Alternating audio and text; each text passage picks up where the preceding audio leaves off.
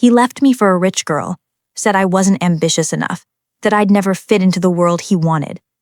A year later, life proved him wrong in the most poetic way imaginable. Because when fate brought us together again, I was the one signing his paycheck. Before we dive into this story, make sure you're subscribed and have notifications turned on so you never miss a tale of justice. And I'd love to know, where in the world are you listening from today? Let me know in the comments. Okay, let's get into it. I still remember the message that ended everything. It came in the middle of a Thursday afternoon, short, cold, and efficient. We need to talk. Those 4 words carried the weight of something final. Ethan had been distant for weeks, but I never imagined he would actually walk away. When I met him, he was charming in that quiet, ambitious way that makes you believe you're building a life together. We'd spent 4 years sharing a small apartment and even smaller dreams.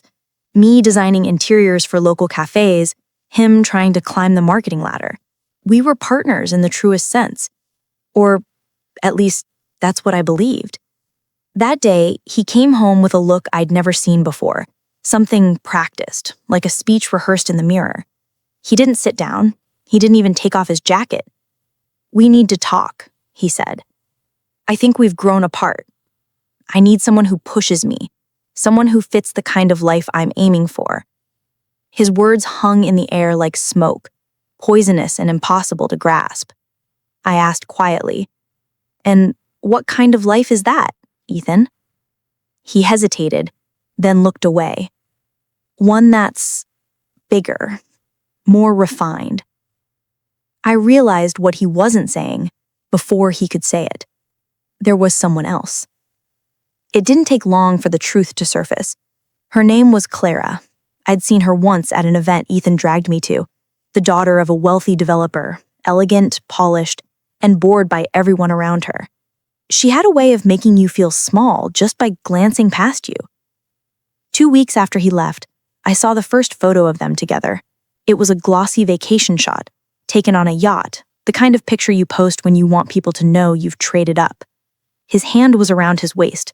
Her caption read, "When you finally find your equal." I won't pretend I didn't cry. I did, quietly, at night, into the pillow so no one would hear. But more than heartbreak, what settled inside me was a deep, simmering determination. I didn't want revenge. Not then. I wanted worth. I wanted to prove, even if only to myself, that I was more than what he decided I wasn't. So I buried the pain in work.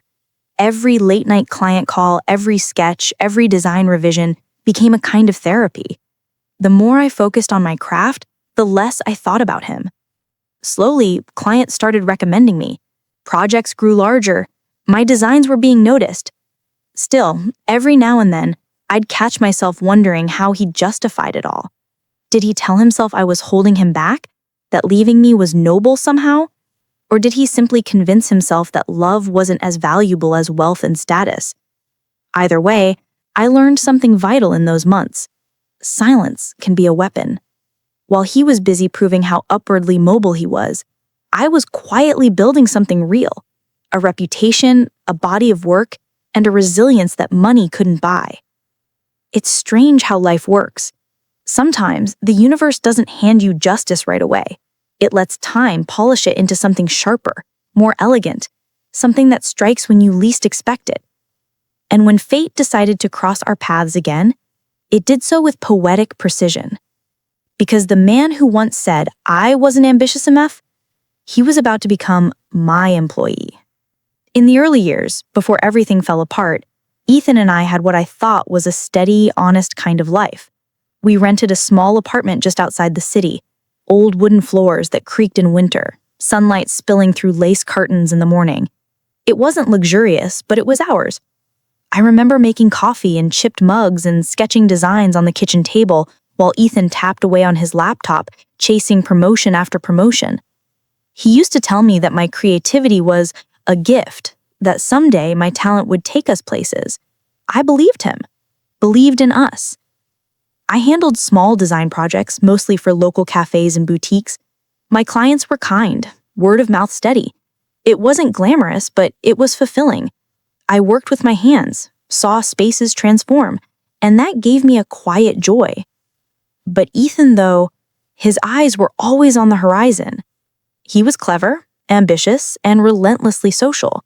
Where I saw stability, he saw stagnation.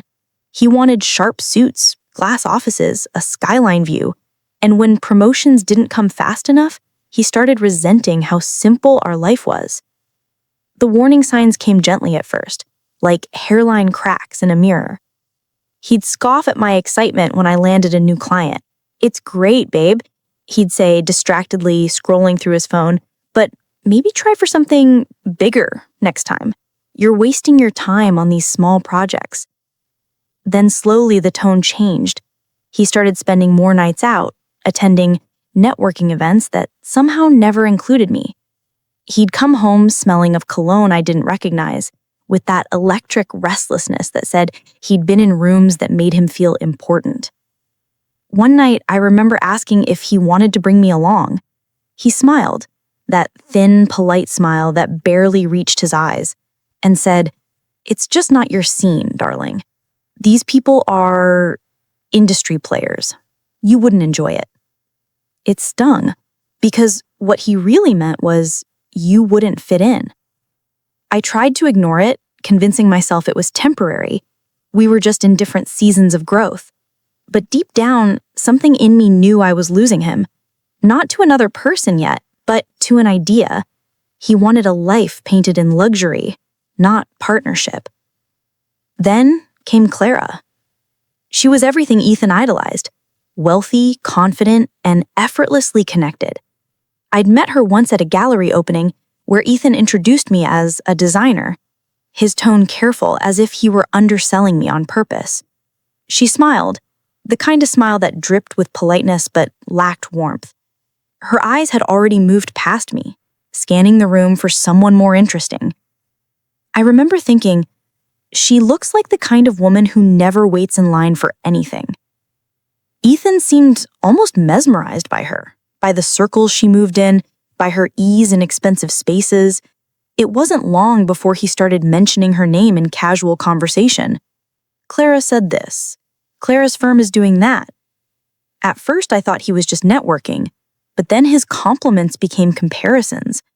"You should see how polished she is when she talks to clients. You could learn a lot from that." Each word chipped away at me, small and sharp. I told myself it was insecurity speaking, that I was overreacting. After all, he still came home to me. He still said he loved me. But what I didn't realize then was that love, when mixed with ambition and ego, starts to curdle. Looking back, I can see it clearly now. He wasn't leaving me for Clara. He was leaving me for the version of himself he thought she could give him. The man with tailored suits, fancy business dinners, and people who called him visionary. And as much as it broke me to admit it, I couldn't compete with that illusion. In the months that followed, I watched him drift further away. The conversations grew shorter. The affection faded. And when he finally left, I wasn't even angry at first. I was numb, hollowed out from months of being quietly replaced. But as painful as it was, that emptiness became fertile ground for something else to grow. Independence, focus, and a kind of determination I hadn't known before.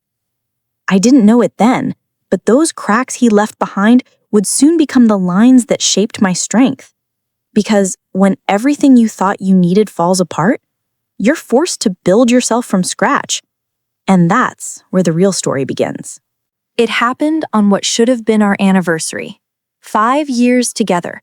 5 years of small milestones and shared dreams. I had even planned a quiet dinner at home, just the two of us. I remember setting the table, arranging the candles, and feeling a familiar mix of hope and dread.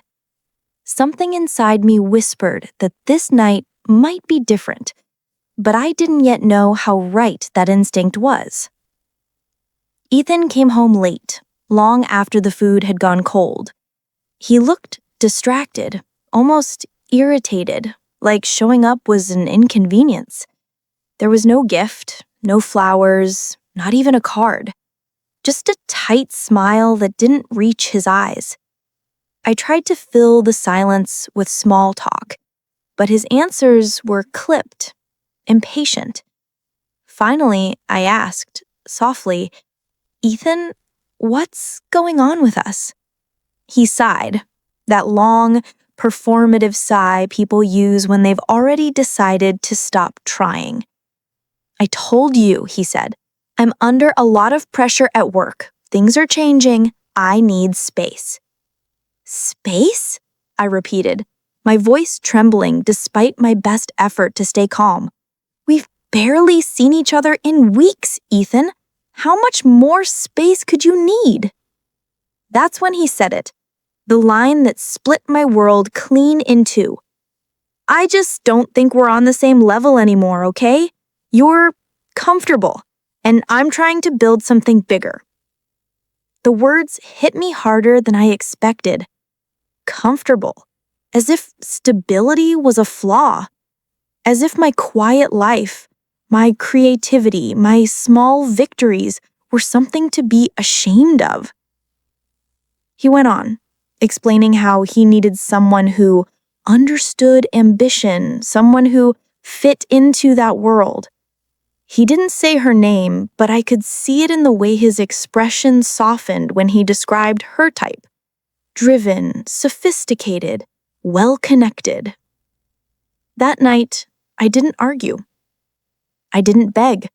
I just listened, numb, as the man I'd built my future around tore it all down with clinical detachment. When he left, I didn't cry right away. I stood by the table, staring at the untouched dinner. The candles burned down to nothing, leaving little pools of wax on the plates. It wasn't until I blew them out that the first tear fell. The next few weeks blurred together, the kind of quiet chaos that follows heartbreak. Friends tried to console me, saying he'll regret it, but I didn't want him to regret it. I wanted to forget. I packed away our photos, donated the sweater he'd always borrowed, and deleted every trace of him from my phone. But the universe has a cruel sense of humor. 2 weeks after he left, a mutual acquaintance sent me a link. It was a social media post, Clara's post. She was smiling in a sun hat, standing beside Ethan on the deck of a yacht. The caption read, "When you finally find your equal." My stomach twisted. I read it twice, then a third time, as if the words might rearrange themselves into something less cruel. Equal. That was the word he'd used with me. It was like watching him recycle our private conversations into someone else's fairy tale. Anger didn't come right away. Instead, it was something quieter. Humiliation. Disbelief. I felt small. Like the world had shifted and I'd been left behind. But beneath that pain, something else began to stir. It wasn't revenge, not yet. It was resolve. I decided in that moment that if he wanted someone on his level, then I would climb higher than he ever imagined. I wouldn't chase him. I wouldn't compete. I would build. So I worked. I redesigned my entire portfolio from scratch. I reached out to old clients, asked for testimonials, offered free consultations to build exposure. Slowly, I started landing bigger contracts, boutique hotels, high-end cafes, luxury lofts. My designs got noticed, shared, published. I worked until my exhaustion became a kind of peace. There were nights I'd lie awake replaying his words. "I need someone who pushes me." I would whisper to myself, "Push yourself then." A year passed, and I thought I'd finally left him behind. But life, as it turns out, had other plans. One email changed everything. It was from a recruitment agency representing a prestigious design firm that had reviewed my work online. They were expanding, looking for a new creative director, someone with fresh ideas and leadership potential. The salary was generous. The projects sounded incredible. I didn't hesitate. I applied, interviewed, and within 2 weeks, I was hired. What I didn't know then, what no one could have prepared me for, was that the company had recently acquired a smaller design branch. And that branch? It was where Ethan and Clara worked. When I walked into that office on my first day, portfolio in hand, I had no idea I was about to step into the most poetic twist of my life. The morning I walked into my new office felt almost surreal. The building itself was a masterpiece of glass and steel, the kind of place that seemed to hum with quiet power. I arrived early, eager, and a little nervous, rehearsing names and titles in my head. The front desk attendant handed me a sleek access badge and directed me to the top floor, Creative Division, newly merged department. I remember stepping out of the elevator and catching my reflection in the mirrored doors. I looked composed, professional, a little older, perhaps, but in a way that carried weight. I had worked hard for this. When the department head introduced me to the team, I smiled, shaking hands, exchanging polite greetings, until I heard a voice I hadn't heard in over a year. Wait, her? It was Ethan. He was standing by a desk near the window, frozen mid-sentence, a file still in his hand. His face drained of color as our eyes met. For a moment, neither of us spoke. The room felt heavy, charged, like the air before a thunderstorm. And then from behind him, a familiar figure emerged. Clara. She was dressed impeccably, as always, but there was a flicker of uncertainty in her eyes that hadn't been there before. "Oh," she said, her tone flat. "What a surprise." The department head, blissfully unaware of the history, smiled. "Yes, you all know each other from the partner studio, right? Perfect. This transition will be even smoother." I returned the smile with quiet grace. "Yes," I said, "we've met." Inside, I could almost hear the universe laughing. That first week was a study in subtle warfare. Ethan went from stunned to overly friendly in record time, all fake smiles and forced charm. He lingered near my desk with helpful suggestions, acting as if the past didn't exist. Clara, on the other hand, kept her distance at first, but I could feel her watching me. In meetings, she'd interrupt with unnecessary clarifications. She'd question minor details in my designs, as if testing the boundaries. She didn't have to say anything outright. Her tone did the work. I let it slide. I was calm, collected. I wasn't there for them. But the higher I climbed, the more their discomfort grew. The team responded well to my ideas. Clients loved the direction I brought. And for the first time, I could see pride flickering across the executives' faces. Ethan hated it. He tried to hide it behind laughter, but jealousy is a hard thing to mask. During one review meeting, he made a snide comment about how some people just get lucky breaks. I looked him straight in the eye and said softly, "Luck favors the prepared, Ethan." The silence that followed was delicious. Clara wasn't subtle for long. Her tactics became sharper. She began accidentally excluding me from key emails, forwarding client updates at the last minute, even changing presentation slides behind my back. It was childish, really, but effective enough to cause confusion. I started documenting everything, every omission, every correction I had to make, quietly, neatly, methodically. The more she pushed, the calmer I became. It rattled her. She wasn't used to being ignored, especially not by someone she'd once looked down on. Then came the client pitch that changed everything. It was a massive contract. the kind that could define a department's future. I'd spent weeks preparing the design proposal, refining every visual detail. Clara insisted on handling the client logistics, assuring everyone she'd streamline communication. On the morning of the presentation, I walked into the conference room ready to deliver, only to discover that half the files were missing. The primary design deck had been replaced by a placeholder version, one I'd discarded weeks ago. My stomach dropped, but I didn't flinch. I improvised, relying on printed boards and raw sketches. The executives were patient, though confused. The meeting wasn't a disaster, but it wasn't the flawless showcase I'd planned either. Afterwards, I confronted Clara privately. "You switched the files," I said, my voice steady.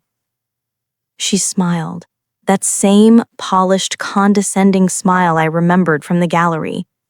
"Oh, don't be dramatic. Mistakes happen. Maybe you sent me the wrong link." Ethan stood behind her, silent, avoiding eye contact. That was the moment something inside me hardened. I realized they weren't just insecure, they were threatened, and their pride wouldn't allow them to lose gracefully. I walked away from that conversation with a single thought echoing in my head. They think I'm still the same woman they left behind. They had no idea how much I'd changed. That night, I went home, poured myself a glass of wine, and opened my laptop. I started digging through old project archives, shared drives, internal documents. I wasn't sure what I was looking for yet, but I trusted my instincts. And soon enough, I found something. A pattern. Unusual invoices, duplicate vendor names, transfers that didn't add up. It seemed Clara had been playing a much bigger game than petty sabotage, and Ethan, whether through blindness or complicity, was helping her. I sat back, heart pounding but calm. The pieces were falling into place. They'd wanted to embarrass me, but they'd just handed me the key to their own undoing. The following weeks were a test of endurance. Outwardly, everything in the office carried on as usual, polite small talk, scheduled meetings, company lunches. But underneath that corporate calm was a growing storm. Clara had become more brazen. She would accidentally take credit for sections of my work during presentations, subtly rephrasing my ideas as if they were her own. Ethan chimed in, supporting her points, laughing at her jokes, doing his best to play the loyal partner. It was almost amusing. Almost. But then, one Friday afternoon, everything shifted. I was finalizing a report when my manager, Mr. Lawson, called me into his office. He was a man of few words, the type who spoke in clipped sentences and expected precision. He gestured for me to sit down, his expression unreadable. "Close the door, please." I obeyed, my stomach tightening. He slid a file across the desk. "I received a complaint this morning, a serious one. Someone claims you've been mismanaging project budgets." For a heartbeat, I couldn't breathe. "Excuse me?" He opened the folder. Inside were printed invoices, ones I recognized instantly. They were the same manipulated files I had discovered weeks ago, but now they had been doctored to look as if I'd had approved them.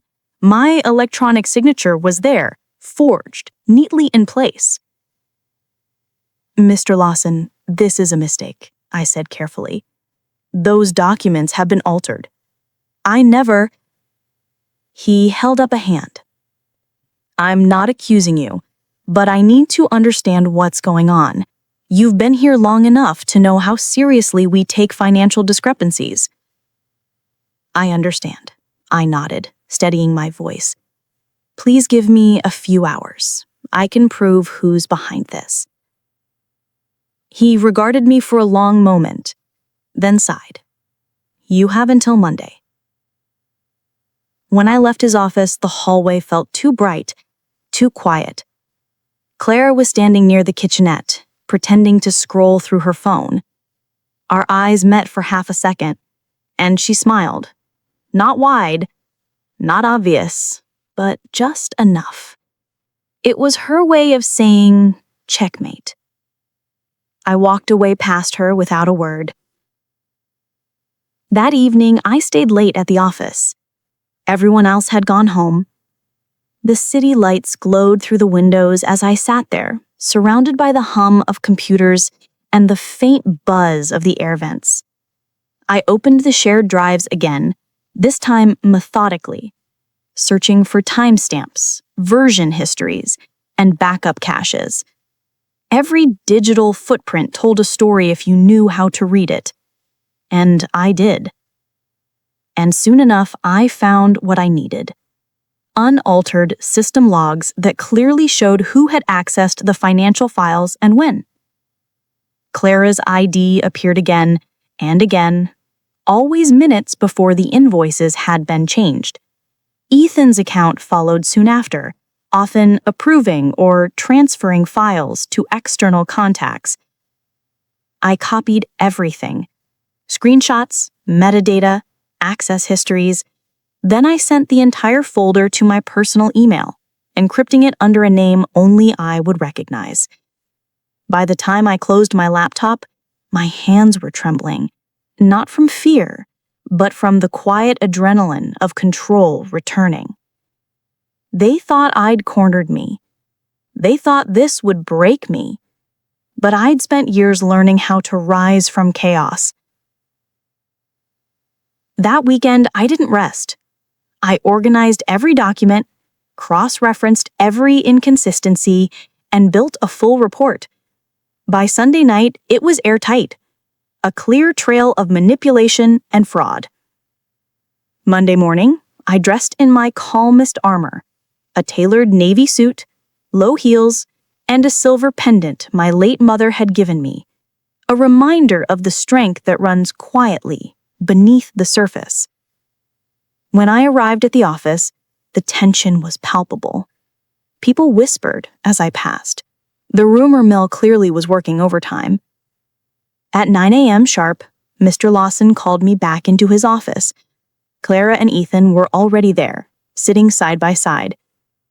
Clara's expression was perfectly measured, the look of someone who'd rehearsed her innocence. Ethan couldn't quite meet my eyes.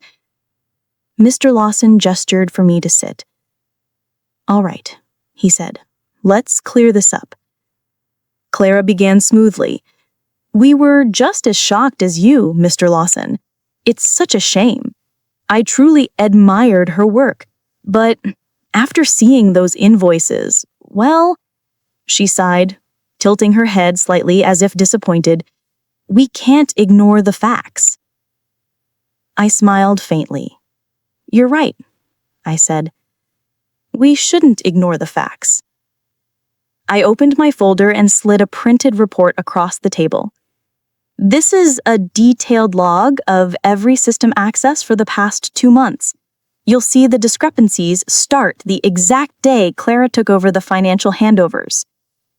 Mr. Lawson's brow furrowed as he scanned the pages. "And these logs, they're from the company server?" "Yes, verified by timestamp. You can have IT confirm." Ethan shifted in his seat. Clara's calm began to crack, just slightly. I continued, my voice even. "I've also included the unaltered copies of each invoice, which match the archived vendor records. You'll notice the forged approvals and altered payment addresses, all leading to a dummy account connected to a consulting firm registered under Clara's brother's name." The silence that followed was deep and heavy. Mr. Lawson set the papers down slowly. "Is that true?" he asked Clara. She stammered, That's absurd. She's twisting." Ethan's voice broke in, low and strained. "Clara, stop." She turned to him, her eyes wide with disbelief. What are you doing? He exhaled shakily. She's right. I told you this would go too far. It was over. The fallout was immediate. HR was brought in, the company's legal team launched a full audit, and Clara was escorted out by the end of the week. Ethan resigned quietly a few days later. Mr. Lawson called me in one last time. You've handled this with more grace than most people would.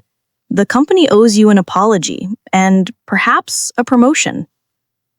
I smiled, though it was tinged with sadness. I don't need a promotion, sir.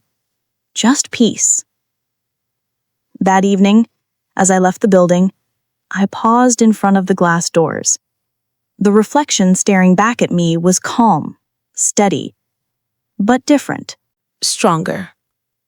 I realized that the breaking point hadn't been the moment they betrayed me. It was the moment I decided I'd never let their betrayal define me again. And that, more than revenge, more than justice, was my true victory. That weekend, after exposing Clara and Ethan's lies, I should have felt relief. But instead, I felt an ache that settled somewhere deep, not from sadness, but from unfinished business. Justice had been served, partially. They were out of the company, yes, but I knew them, especially Ethan. He'd land on his feet again, charm someone else, and build a new story where he was the victim. Clara would likely resurface in another firm, using the same tricks, manipulating her way upward. They had both taken from me, not just my career stability, but the years of emotional labor, love, and faith I poured into Ethan. And walking away quietly felt too easy for them. I wanted closure, the kind that echoes. That's when the idea began to take shape. You see, before all of this, I had been building something of my own, a small consulting company. It started as a side project during the pandemic, mostly freelance accounting and business restructuring for small clients. I had kept it quiet, partly because I didn't want to deal with skepticism, and partly because I wanted something that was truly mine. After the fallout at the company, word began to spread in the business circle. People who had seen what I did, how I handled the audit, how calmly I presented my case, started reaching out privately. Within weeks, I was helping 2 mid-sized firms reorganize their finances. The income was modest at first, but steady. Then, the real opportunity came. One afternoon, I received a call from a major investment group, the same one where Ethan had been trying to get a contract before his resignation. They had heard about the incident at my old firm and wanted me to lead a compliance and restructuring audit for their new subsidiary. As the representative spoke, a small, knowing smile formed on my lips. The subsidiary's name? Arden and Hill Consulting. I knew it immediately, Clara's latest project. And sure enough, when I researched further, there she was, listed as the new managing director, alongside none other than Ethan as her financial advisor. Fate, it seemed, had a dark sense of humor. I accepted the offer without hesitation. Over the next month, I prepared meticulously. I studied their company structure, analyzed their public records, and gathered everything I needed. My task was simple: review their finances and ensure compliance before the investment group finalized funding. They had no idea I was the one assigned to their audit. When the first meeting invitation went out, I could almost imagine Clara's expression reading my name in her inbox. I pictured the sharp intake of breath, the frantic scramble, the messages between her and Ethan. But I didn't reach out, not yet.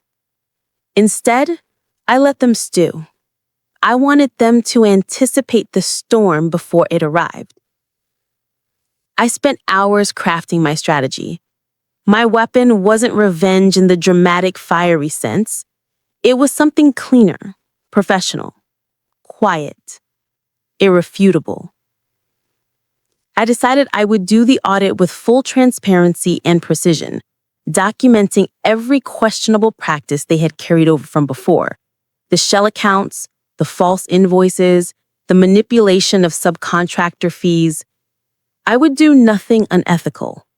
I would simply let the truth be known. Because truth, when presented with timing and precision, is the sharpest weapon of all. The night before the audit began, I sat at my desk reviewing the file once more. My notes were neatly organized, color-coded tabs marking each section. The report was ready, the evidence airtight. But beneath the cool efficiency, my thoughts wandered to Ethan's laugh, to the nights we had stayed up planning our future, to the morning he walked out without looking back. For a brief second, old emotions tugged at me. Then I exhaled slowly, letting them drift away. That version of me, the one who waited, who forgave, who believed, she had done her part. Now, I was someone else. Someone who had learned that silence can be more powerful than rage, and composure can deliver justice better than chaos ever could. The next morning, I walked into the conference room of Arden and Hill Consulting, heels clicking against the polished floor. The receptionist recognized me instantly, her eyes widening just a little. When Clara and Ethan entered moments later, their faces drained of color. I offered a polite smile. "Good morning. I'm here on behalf of the investment group. Let's begin the compliance review." Ethan's voice caught. "You're leading it?" "Yes," I said simply. "For full transparency, I'll be reviewing all historical transactions and contractual business conduct records." Clara's lips tightened. "You can't—" I interrupted gently. "Oh, I can, and I will." As I laid out the folders, something inside me clicked into place. Not anger, not revenge, but balance. This was the culmination of everything they had tried to destroy. My unique weapon wasn't just the evidence or the audit position, it was my reputation. The same credibility they had once tried to ruin had become the very key to their undoing. And this time, there would be no accusations, no drama, no shouting, only professionalism and the quiet inevitability of truth. That was the moment I realized justice doesn't always roar. Sometimes it arrives in silence, with a clipboard, a calm smile, and an agenda full of facts. The first audit meeting began on a crisp Monday morning. The conference room was sleek and glass-walled, overlooking the city, the kind of space designed to intimidate. But I wasn't the one feeling small this time. Across the table sat Clara and Ethan. Their usual confidence was gone, replaced with stiff postures and forced smiles. "Thank you for meeting with us," I began, setting down my folder. "As you know, the investment group wants full transparency before finalizing funding. This review will cover all operations, financial, contractual, and ethical compliance." I kept my tone polite, almost warm. That was the key. Calm professionalism. No sign of malice, just competence. Clara nodded tightly. "Of course, we've prepared everything you need." "Perfect," I said, and opened my laptop. "Let's start with vendor payments." The first hour passed quietly. I asked questions, they answered, and my assistant, a brilliant young woman named Layla, took detailed notes. But slowly cracks began to issue. I asked about an account labeled Consulting Services A&H3. Clara fumbled through her explanation. Ethan shifted uncomfortably. I clicked a few times and pulled up the corresponding registration document. Interesting, I said lightly. This firm is registered under the same address as Clara's brother. Is he also consulting for the company?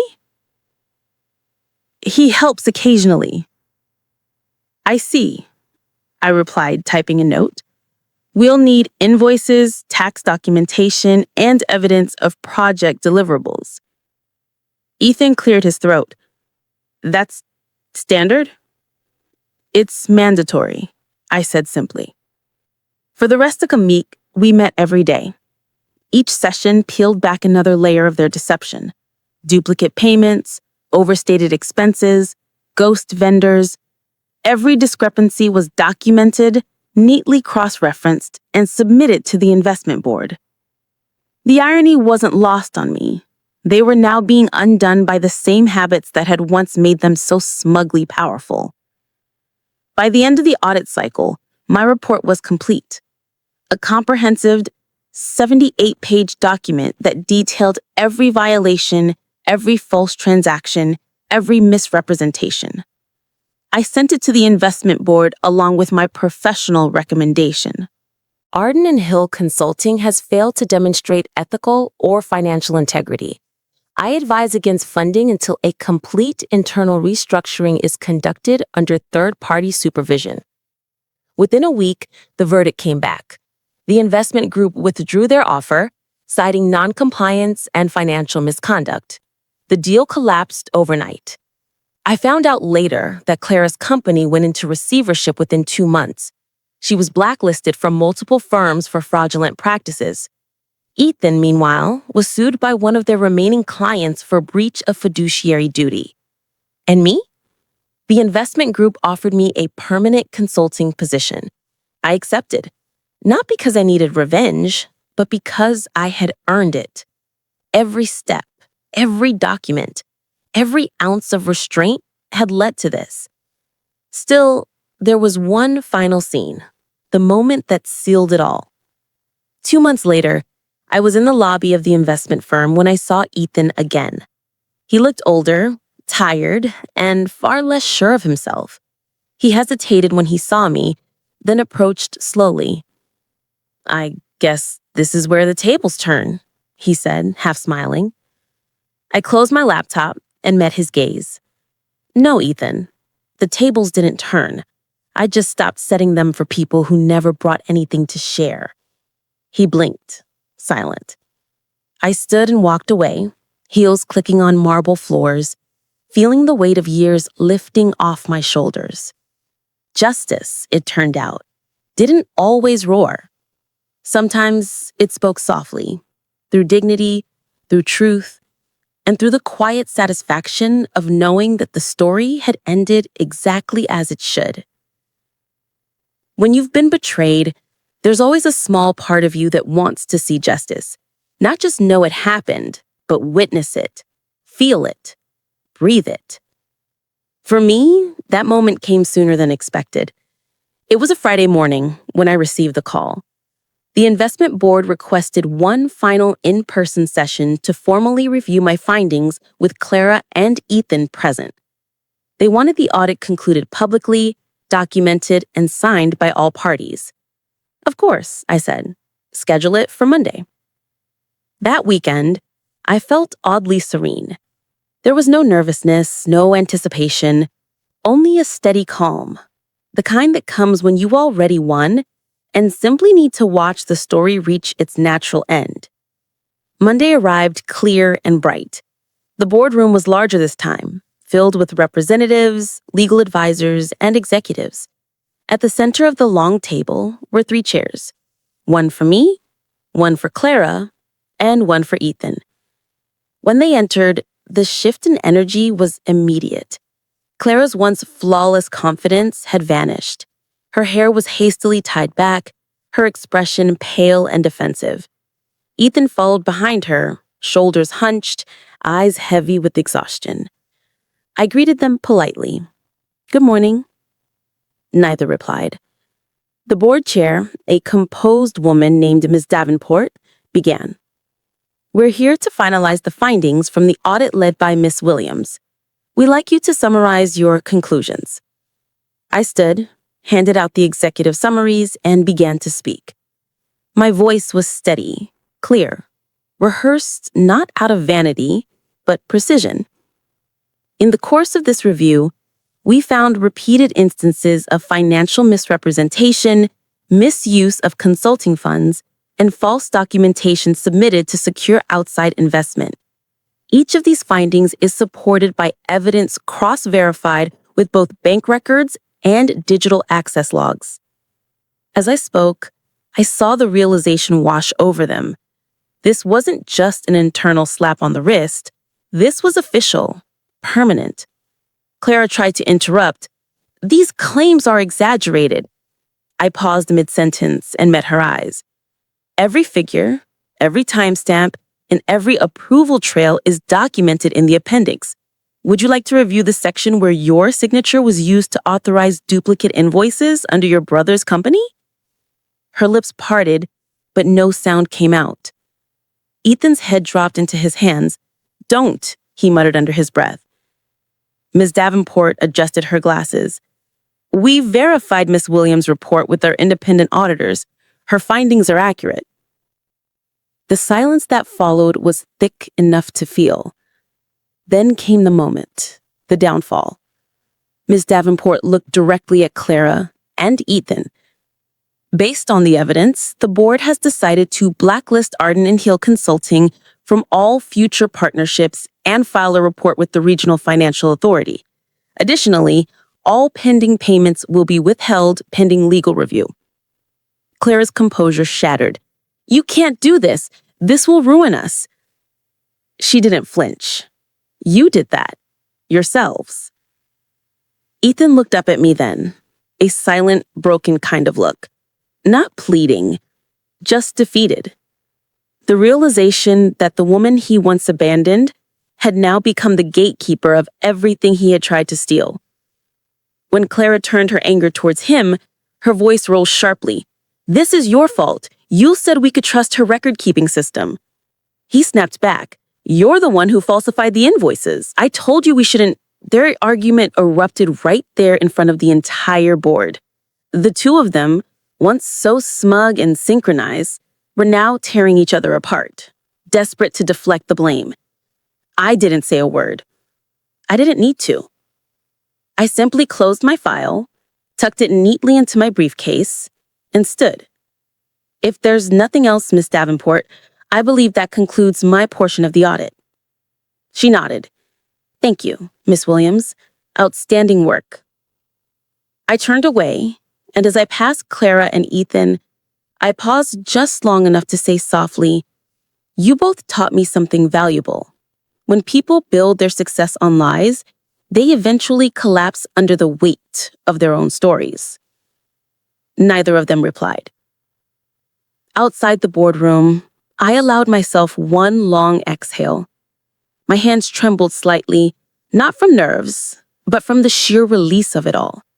The months of deceit, the humiliation, the anger. It had all led to this, a reckoning that didn't need raised voices or revenge plots, just the truth in full daylight. As I walked down the hall, I caught a glimpse of my reflection in the glass. Calm, poised, and in control. For the first time in a long while, I recognized the woman staring back. That day, I didn't just reclaim my dignity. I reclaimed my power. Justice had been served. Quietly, but completely. And the best part? They did it to themselves. I didn't expect to see them again after the audit. Usually, stories like theirs end in silence. People disappear, reputations crumble, and life moves on.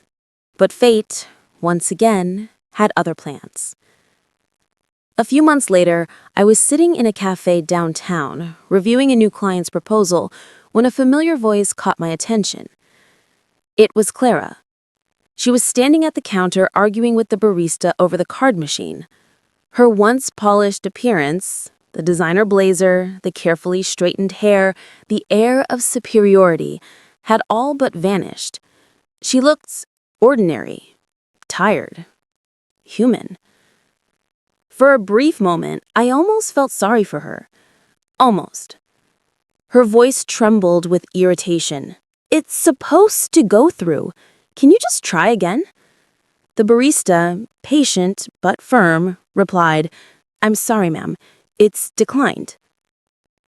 I watched quietly as Clara fumbled with her wallet, then gave up, muttering something under her breath. She turned to leave and froze when her eyes met mine.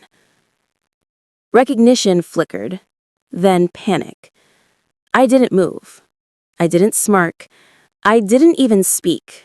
I just held her gaze, calm, steady, unreadable.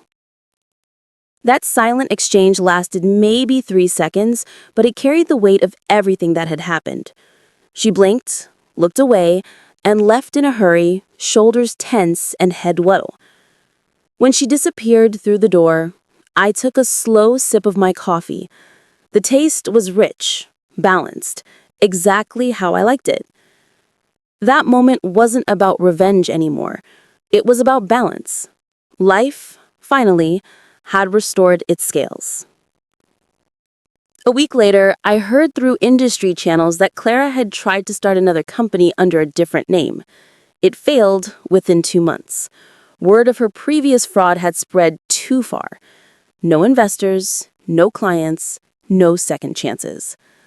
As for Ethan, his ending was quieter but no less poetic. He had taken a mid-level finance job at a smaller firm.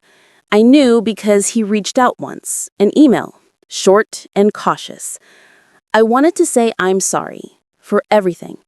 You didn't deserve any of it. I stared at the message for a long time. Then I hit delete. Forgiveness wasn't necessary. Closure doesn't always come from conversations. Sometimes it's found in silence, in choosing not to reopen doors that were meant to stay closed. And so, I moved forward. My consulting business flourished. Clients trusted me not only because of my skill, but because of my integrity. The story of what I'd done, how I'd uncovered fraud and stood my ground, became a quiet legend in my industry. Companies sought me out to fix the very systems others had tried to exploit. One afternoon, while closing a major contract, the CEO smiled and said, "We've read about your audit work, the Arden and Hill case. Impressive. You turned a crisis into a masterclass in accountability." I returned to the smile. "Thank you. I just believe in doing things the right way." That evening, when I walked home through the city, the air felt light. The world seemed calm again, not perfect, but balanced. I thought about the younger version of myself, the woman who once believed a love could excuse deceit, who stayed quiet to keep the peace. She had to break so I could rebuild. At home, I opened the window, letting the soft breeze carry in the city sounds, the hum of life, of movement, of stories continuing beyond mine. And in that peaceful moment, I realized something. Justice doesn't always come wrapped in fire and fury. Sometimes it arrives like this, quietly, inevitably, when truth simply refuses to stay buried. Theirs was a downfall built by their own hands. Mine was a rise built by patience, clarity, and strength. And as I stood there watching the sunset, I couldn't help but smile. They once left me for money. Now I was the one they both had to answer to, the one who had turned their betrayal into the foundation of my success. The sweetest part? I never had to lift a single weapon. I just let the truth speak for itself. Life, after everything, didn't return to what it was before. It became something entirely different, stronger, quieter, more intentional. The weeks following the final fallout were strange. My calendar was full. New clients, meetings, interviews, but for the first time in years, my mind wasn't cluttered. The constant anxiety, the self-doubt that used to shadow every decision had faded. I could finally breathe without the weight of someone else's manipulation pressing on my chest. The silence of my apartment felt different too. Before, it was lonely. Now, it was peaceful. I no longer dreaded coming home to an empty space. Instead, it felt like mine. Every book on the shelf, every framed photo, every little crack in the wall told the story of someone who had survived and rebuilt. One morning, as sunlight spilled across my kitchen counter, I caught sight of my reflection in the window. I didn't look the same. There was something in my expression, a steadiness that hadn't been there before. I smiled, realizing that I had finally become the kind of woman I once looked up to, composed, self-assured, untouchable by petty cruelty. Still, healing wasn't a straight line. There were nights when I'd wake up from dreams of those chaotic days, the shouting, the betrayal, the disbelief. I'd sit up, my heart pounding, only to remember that it was over, that they no longer had any power in my life. I take a slow breath and whisper to myself, "You're free." Those two words became a quiet mantra. Over time, people began to approach me not just as a consultant, but as a mentor. They'd ask how I stayed calm under pressure, how I handled deceit, how I managed to walk away without burning out. I never gave them the full story, just pieces, small lessons wrapped in experience. I'd tell them, never mistake politeness for weakness, and never confuse silence with surrender. One of my newer clients, a young woman leading her first startup, once said something that stayed with me. "You carry yourself like someone who's been through fire and came out glowing." I smiled at that, because in a way, she was right. The fire had burned away everything unnecessary, the need for validation, the fear of confrontation, the illusion of control through love. What remained was clarity. Ethan and Clara had both disappeared from my life completely by then. No gossip, no social media posts, nothing. They had become ghosts of a chapter I had long closed. And though part of me wondered if they ever truly learned from it, I realized it didn't matter. Their lessons weren't mine to monitor. Mine was simple. Never again would I hand over my power for the sake of keeping someone else comfortable. Months later, I took a small trip to the coast, the same one Ethan and I once planned to visit but never did. It felt symbolic, reclaiming something that had once been tied to his promises. I walked barefoot along the shoreline, letting the cold waves rush over my feet. The sea breeze tangled my hair, and for the first time, I laughed, freely, without restraint. The kind of laughter that comes from deep within, the kind that only comes once you've made peace with your past. Looking out at the horizon, I thought about how strange life was, how people who once seemed essential could vanish, and yet, somehow, the world still turned, softer, brighter, and infinitely more yours. When I returned home, I started journaling again. Each entry was a reflection, not of what had been lost, but of what had been gained. Self-respect, peace, clarity, independence. It became clear to me that revenge, while satisfying, had never been my real goal. What I truly wanted was freedom. From manipulation, from fear, from the version of myself who tolerated too much for too long. And I had that now. The woman I had become no longer waited for apologies or closure. She simply moved forward. In the end, that's the real victory. Not seeing them fail, but seeing yourself thrive without them. Not proving them wrong, but proving yourself right. Not rebuilding the same life, but creating a new one that fits better, quieter, stronger, and entirely your own.